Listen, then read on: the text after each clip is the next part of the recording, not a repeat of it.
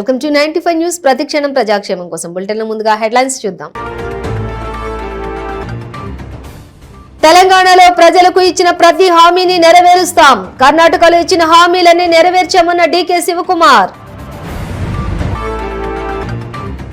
కుత్బుల్లాపూర్లో ప్రధాన పోటీ కాంగ్రెస్ కు బీజేపీకి మధ్య ఉంటుంది.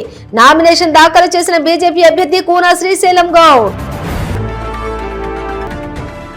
కాటా శ్రీనివాస్ గౌడ్ కు ధనబలం లేదు, ప్రజల మీద అభిమానం ఉంది. పటాన్చేరులో కాంగ్రెస్ పార్టీని గెలిపించాలన్న కాటా సుధారాణి. యాదాద్రి భువనగిరి జిల్లా కలెక్టరేట్ కార్యాలయంలో ఉద్యోగిపై కత్తితో దాడికి వ్యక్తిగత సమస్యలే కారణమన్న పోలీసు అధికారులు. డీటెయిల్స్ చూసే గన్నవరం విమానాశ్రయంలో కర్ణాటక డిప్యూటీ సీఎం శివకుమార్ మాట్లాడుతూ తెలంగాణలో కాంగ్రెస్ ప్రభుత్వాన్ని ఏర్పాటు చేస్తున్నామని, సీఎం కేసీఆర్ ను అసెంబ్లీలోకి అడుగు పెట్టనివ్వకూడదని ప్రజలు నిర్ణయించుకున్నారని తెలిపారు. తెలంగాణ ప్రజలకు ఇచ్చిన ప్రతి హామీని నెరవేరుస్తామని, కర్ణాటకలోని ఎన్నికలకు ముందు ఇచ్చిన హామీలను నెరవేర్చామని అన్నారు. తెలంగాణ ఎన్నికలకు కర్ణాటక నుంచి కాంగ్రెస్ డబ్బు పంపిణీ చేస్తుందంటున్నారంటే బీఆర్ఎస్ నాయకులు నిద్రపోతున్నారా అని ప్రశ్నించారు.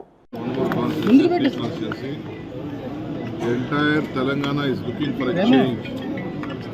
The change will be, the gratitude will be shown to Sonia Gandhi for the Congress party. The entire people of Telangana have decided that Congress party should come to power. After 10 years, TRS, KCR, all of them will have to take rest. Anyway, he has been in his farmhouse taking rest. Future also, he has also said that if not voted to power, he will take rest in the farmhouse. I think people will give him a permanent rest. Sir, what about this Foxconn letter? All that is all bogus letter. I have already said. It is unfortunate that someone from the TRS party, we have filed a complaint in Bangalore also. It is all bogus. I don't try to use such type of tactics. We are capable. Karnataka is vibrant. People all over the world look at Bangalore and they will have more investment in Karnataka. We don't want to pull anyone's foot. We don't want to take away anyone. We have our own policy.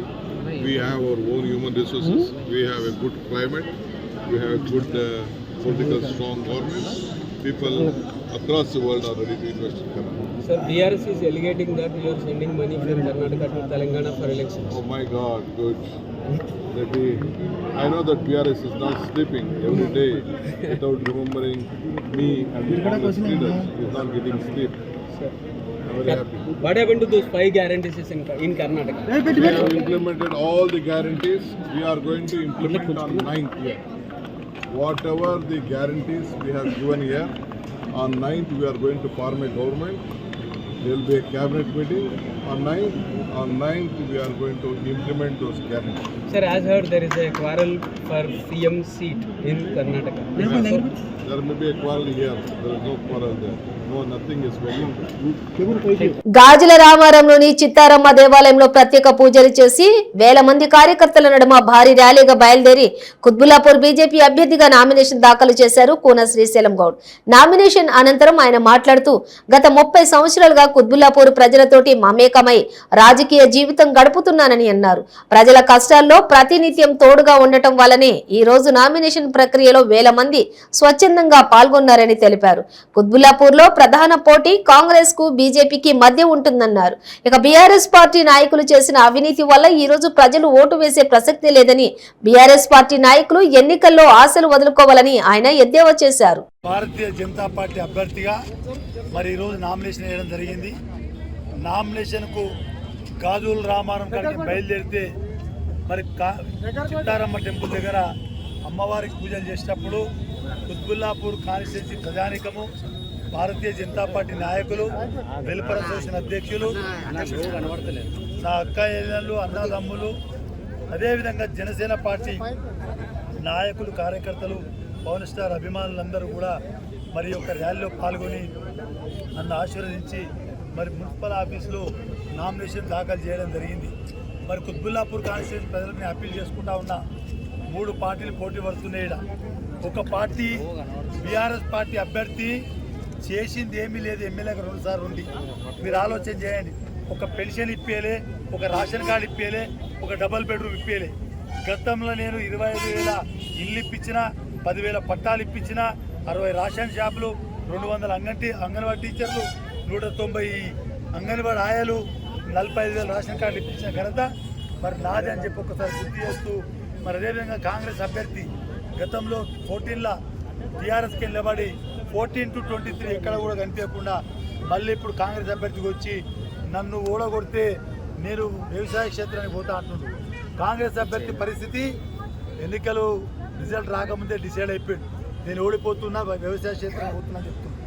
BRS అభ్యర్థి ప్రజలల్లా మొన్న ఏదైతే ఎన్టీవీలో చూసిరో stage మీద ఆయన ఒక rowdyism, MLA గారు rowdyism 2 సార్లు ప్రాంతాల వారిగా విడిపోయి గెలిపిస్తే ఇవాళ కళ్ళు ఇక్కడికి వచ్చి పెద్ద చిన్న ఏజ్ కూడా తెలుస్తలేదు. ఒకనాడు మాదేవపురంలో ఒక ఐటీ ఎంప్లాయీని కొట్టిండు, అదేవిధంగా కేఎం ప్రతాప్ గారు అబ్బాయిని కొట్టిండు. మరి ఈ రకంగా నేను ప్రజల పక్షాన్ని అడుగుతున్నప్పుడు నా మీద దాడి చేయడం జరిగింది. నేను దాడి చేసినప్పుడు సంస్కారం వ్యక్తిని కాబట్టి, సంస్కారం ఉన్నాను కాబట్టి ఆ రోజు కామ్గా ఊకుండడం దేశ ప్రజలంతా చూస్తూ ఉన్నది.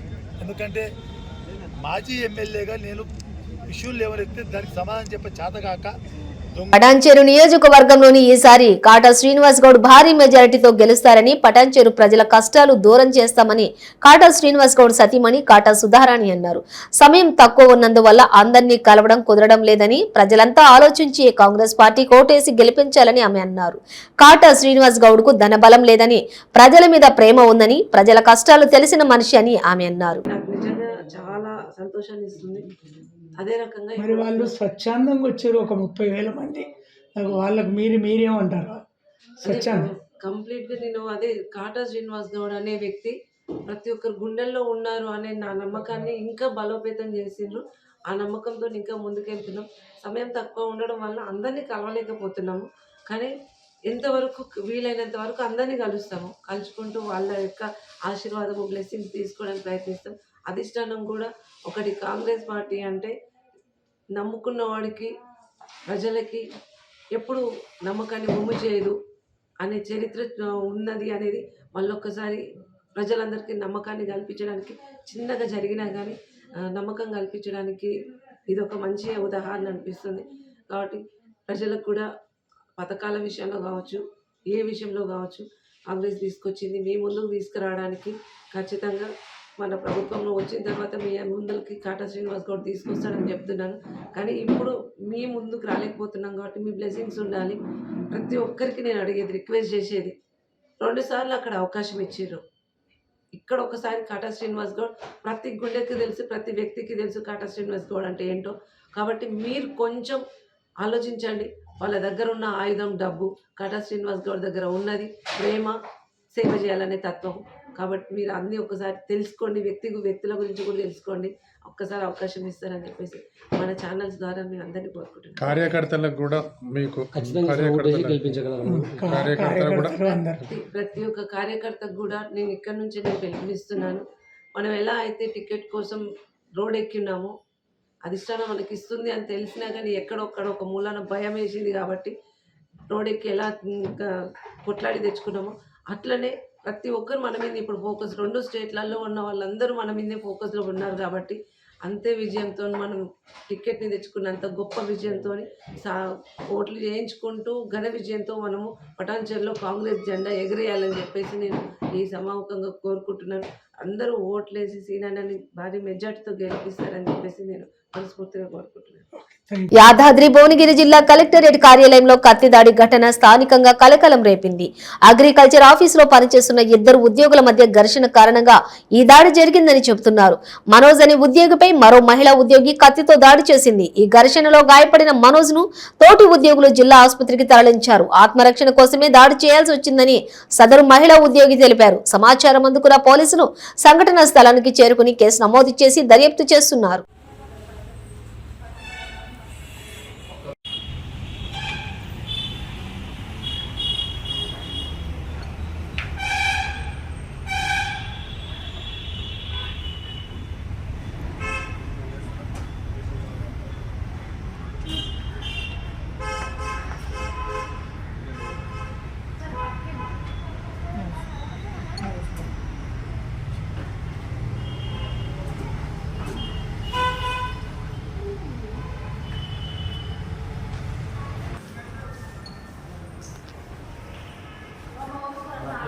రావాలంటప్పు బయట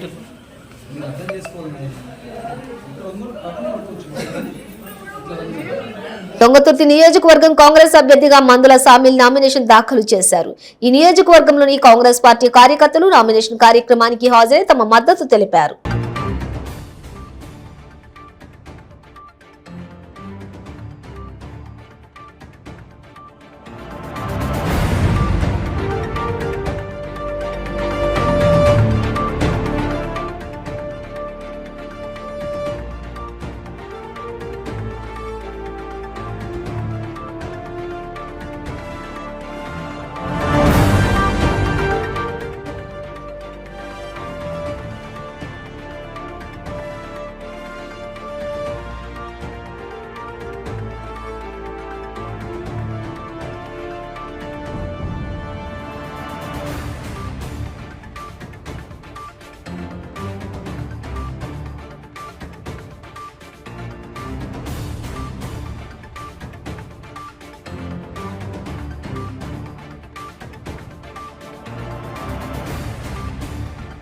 వనపర్తి నియోజకవర్గం బీజేపీ ఎమ్మెల్యే అభ్యర్థిగా చేసిన అనుజ్ఞ రెడ్డి నామినేషన్ దాఖలు చేశారు. నామినేషన్ దాఖలు చేసిన అనంతరం ఆయన మాట్లాడుతూ వనపర్తి నియోజకవర్గంలోని సంవత్సరాల తరబడి సమస్యలు పరిష్కారం కావడం లేదని, గత ప్రభుత్వాల నాయకులు సమస్యలపై పరిష్కారానికి కృషి చేయడం లేదన్నారు. వనపర్తి నియోజకవర్గం నుండి బీజేపీ అభ్యర్థిగా నిలిచిన తనకు ప్రతి ఒక్కరూ ఓటు వేసి గెలిపించాలని కోరారు. ప్రభుత్వం ప్రవేశపెట్టిన ప్రతి పథకాన్ని ప్రజలకు తీసుకుని వెళ్లి సంక్షేమం జరిగేలా కృషి చేస్తారని హామీ ఇచ్చారు.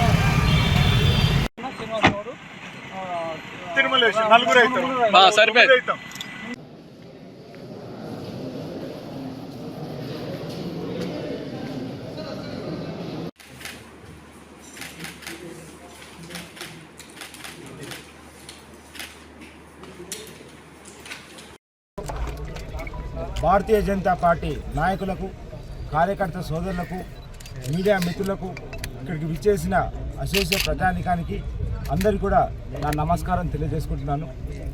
సోదరులారా, వనపర్తి నియోజకవర్గంలో చాలా సమస్యలు ఉన్నాయి.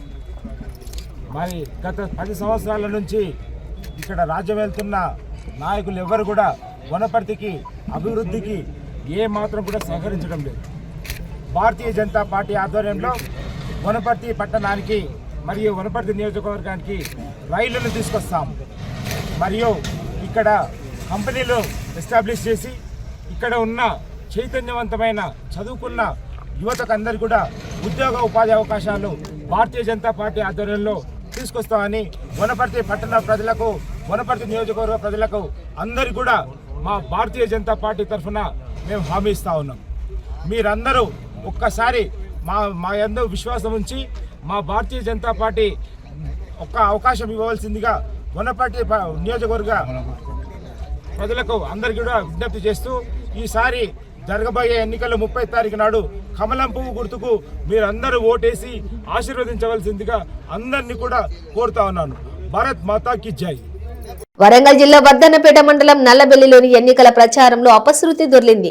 బీఆర్ఎస్ ఎన్నికల ప్రచారంలో పాల్గొన్న 10 మంది మహిళలకు తీవ్ర గాయాలయ్యాయి. గ్రామ పంచాయతీ కూడలిలోని గణేష్ మండపం ఒక్కసారిగా కుప్పకూలింది. తీవ్ర గాయాలతో ఉన్న వారికి గ్రామంలోనే ప్రథమ చికిత్స జరిపించారు. క్షతగాత్రులను ఎమ్మెల్యే ఆరూరి రమేష్ పరామర్శించారు.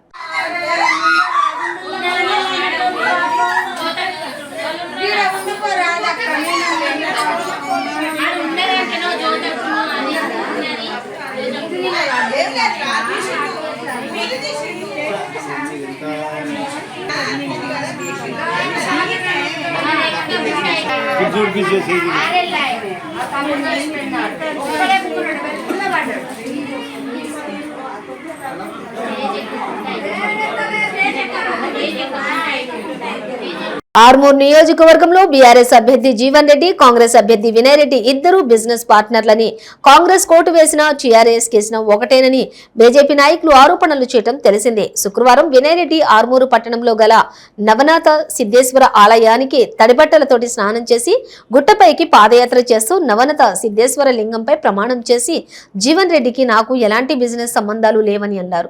రాజకీయాల్లో నేను ఎమ్మెల్యే జీవన్ రెడ్డికి అమ్ముడుపోయానని కొందరు ఆరోపణలు చేస్తున్నారని, నా చిత్తశుద్ధితో నిజాయితీగా తడి బట్టలతో వచ్చి దేవుడి ముందు ప్రమాణం చేస్తున్నానని తెలిపారు. నాపై తప్పుడు ఆరోపణలు చేసి వాళ్ళు దమ్ముంటే నిజాయితీని నిరూపించుకోవాలని హెచ్చరించారు.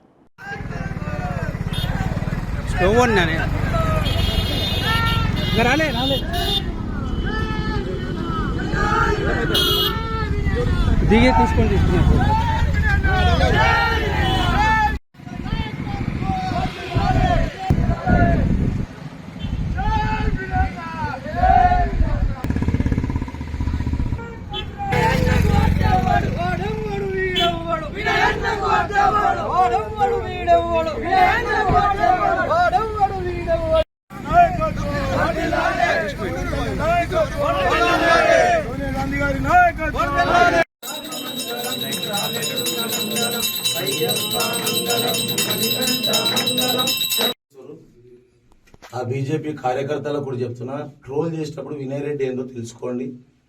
నాకు జీవన్ రెడ్డి అనే వ్యక్తికి ఎటువంటి సంబంధం లేదు. సిద్ధుల గుడి సాక్షిగా చెప్తున్నా, 100% నాకు ఈ జీవన్ రెడ్డితో సంబంధం లేదు. ఆయన ఓడగొట్టడం కూడా గ్యారంటీ. కుడుపూడి సూర్యనారాయణ విగ్రహాన్ని అమలాపురం సుబ్బరాయుడు చెరువు వద్ద వడ్డేగూడెంలోని రాష్ట్ర మంత్రులు చెల్లుబోయిన వేణు, విశ్వరూప్ ఆవిష్కరించారు. ముందుగా కుడుపూడి సూర్యనారాయణ విగ్రహావిష్కరణ చేసి గజమాలను అలంకరించారు. ఈ సందర్భంగా రాష్ట్ర మంత్రులు మాట్లాడుతూ అమలాపురంలోని శెట్టిబలజ విద్యార్థులకు ఉచిత హాస్టల్ నిర్మించి వేలాది మందికి విద్య అందించినటువంటి మహానాయకుడిని అభివర్ణించారు. శెట్టిబలజలకు కూడిపూడి చేసిన సేవలను వ్యక్తులు కొనియాడారు.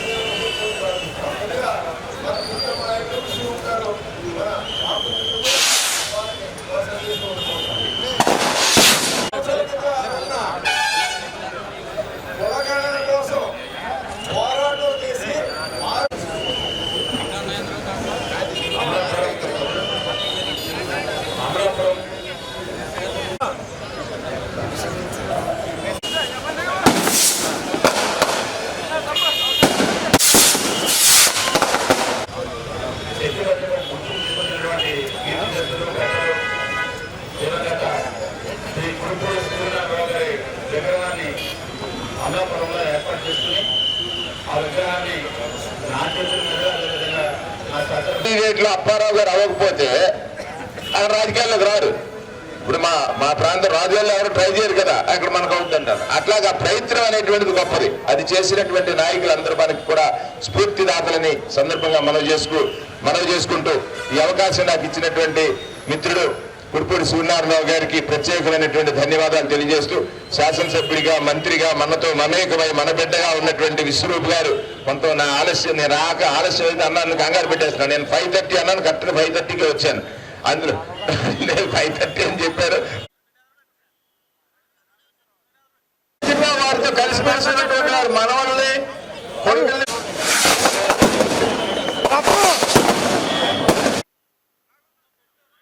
కొత్తగూడెం బిడ్డను ఆదరించండి అంటూ స్వతంత్ర అభ్యర్థిగా పోటీ చేస్తూ నామినేషన్ దాఖలు చేసిన ఇమ్మంది ఉదయ్ కుమార్ కోరారు. ఇక ఈ విషయంలోని పొరపాటు జరిగినా పర్వాలేదని, కానీ రేపటి తరం భవిష్యత్తుకు మనం నివసించే సమాజం ఆరోగ్యకరంగా ఉండాలంటే మాత్రం సరైన నిర్ణయం తీసుకుని సరైన వ్యక్తిని ఓటు ద్వారా ఎన్నుకోవాలని తెలిపారు.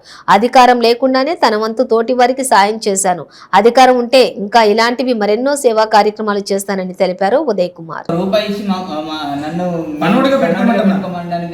ఆలోచన ఏంటి, అసలు ఆ కారణం ఏంటి? అంటే ₹1 అనేది ఏదైతే ఉందో ఇవాళ పెద్ద విషయం కాదు. ₹1 అనేది జనానికి ఇవాళ పెట్టే ఖర్చుకి, ఇవాళ వాళ్ళు పనుల కోసం పెట్టే అనవసరపు ఖర్చుకి ఏదైతే ఆ స్కీమ్ కోసం లక్షలు పెడతాను, ఈ స్కీమ్ కోసం లక్షలు పెడతాను, నాకు ₹1 ఇచ్చి మద్దతు తెలిపి నన్ను పనుడుగా పెట్టుకోమంటున్నా. నేను పని చేస్తా అని చెప్తాను, జీతగాడిగా ఉంటా అంటున్నా, 5 ఏళ్ల పాటు జీతగాడిగా పనిచేస్తా అంటున్నా. మిగతా వాళ్ళు ఎవరన్నా నాలాగా జీతగాడిగా పనిచేస్తానంటే నేను సవాల్ విసురుతున్నా. ఈ ₹1 తోటి నేను జీతగాడిని అని చెబుతున్నా. మిగతా వాళ్ళు ఎవరన్నా జీతగాడిగా పనిచేస్తారేమో నేను సవాల్ విసురుతున్నా అంటున్నా. ఎందుకంటే నిజాయితీ నాలో ఉంది కాబట్టి నేను గట్టిగా చెప్పగలుగుతాను. అందుకే ఒక్కసారి ఆలోచన చేయమని, ఆలోచన చేసేటప్పుడు నాకు ₹1 ఇచ్చి మద్దతు తెలిపారు అని గుర్తుపెట్టుకుంటారు, నన్ను వాళ్ళ ఆలోచనలు పెట్టుకుంటారన్న ఉద్దేశంతో నేను ఈ రకమైన ప్రచారం చేసి జనంలో గుర్తుండాలని ముందుకెళ్తాను. ఇప్పుడున్న పార్టీల పరిస్థితి ఏంటి అంటే, కాంగ్రెస్ కానీ లేదు ఉమ్మడి వచ్చింది, దాంతోపాటు బీఆర్ఎస్ పార్టీ కానీ మిగతా బీజేపీ పార్టీ కానీ, ఇప్పుడు ఇన్వెస్టర్ పార్టీల పరిస్థితి ఏ విధంగా ఉంటుంది?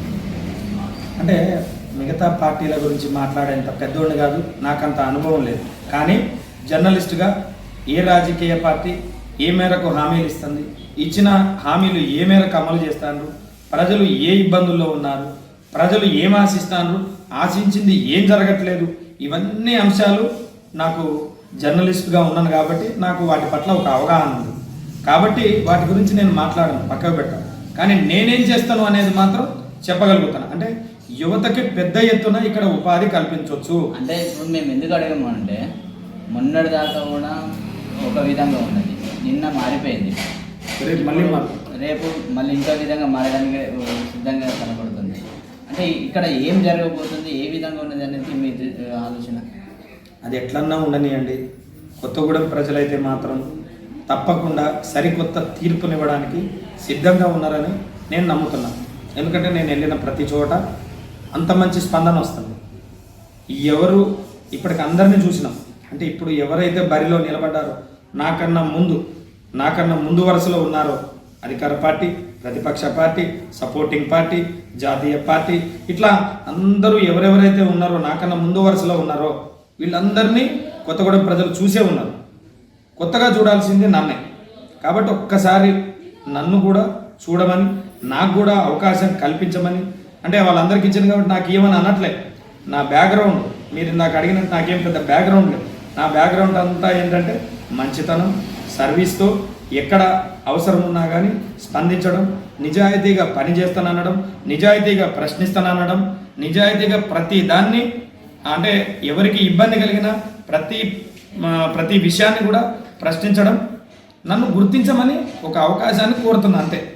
నాకేం బ్యాక్గ్రౌండ్ డబ్బులు ఉన్నాయని చెప్పట్లే, కానీ ప్రతి సమస్యని దమ్ముతోటి, నా ధైర్యంతో ఎదుర్కొని సమస్యల పట్ల నేను వెంటనే స్పందించి వాటిని తీర్చడానికి కృషి చేస్తాను. నాకు అవకాశం కల్పించమని అంటున్నాను.